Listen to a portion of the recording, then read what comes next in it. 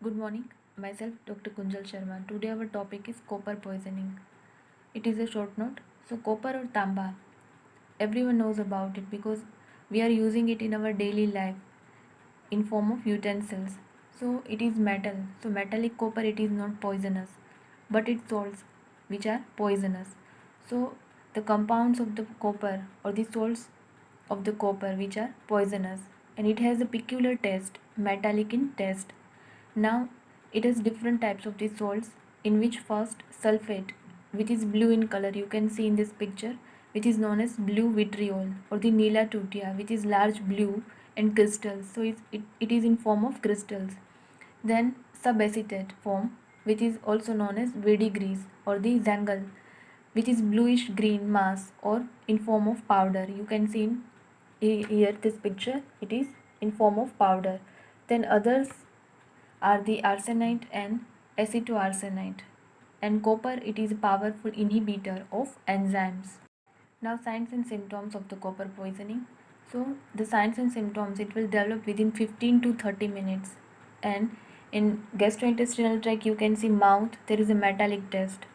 First from the mouth you can start, then salivation, then thirst, then burning in the stomach with colicky pain, vomiting, diarrhea and collapse condition. Then vomiting, the vomitus or the matter which is green or bluish in color. In case of ammonium hydroxide, it will turn into deep blue color. Then stool which is liquid and brown but not bloody. So urine which is inky and diminished or the decreases in amount and contains albumin and casts with uremia, albumin and blood in urine. Then severe headache and dyspnea, difficulty in breathing. Then in severe cases there is a jaundice and muscle cramps you can see, and cold perspiration, and indicates circulatory collapse condition.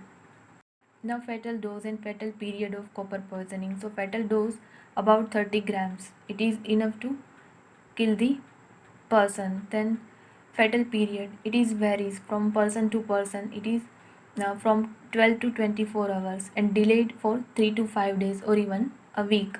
Then the part of treatment in case of copper poisoning, we can give stomach wash with 1% solution of potassium ferrocyanide. It forms an insoluble compound which is known as cupric ferrocyanide. So from the soluble to make it insoluble compound which is harmless. Then albumins in form of an insoluble albuminate of copper. Then demulcent fluid we can give. Then penicillamine, BAL or EDTA we can give in case of copper poisoning. Now post-mortem appearances, we can see skin there is yellowish due to jaundice. Then mouth and nostrils, there is greenish blue froth from the mouth. Then stomach contents and gastric mucosa which is bluish or greenish in color. Then mucous membrane which is congested, inflamed, and occasionally there is eroded in patches. Now liver, it is soft and fatty. Now in case of chronic copper poisoning, the signs and symptoms will be the taste, it is metallic in taste and green line on gums at the base of teeth. Then gastrointestinal tract, you can see nausea, vomiting, colic, diarrhea or constipation, and general signs of progressive emaciation, that is anemia. Then malaise condition and debility, tiredness, fatigueness. Then central nervous system, you can see peripheral neuritis with wrist drop or foot drop in some cases. Patient cannot elevate wrist or the foot.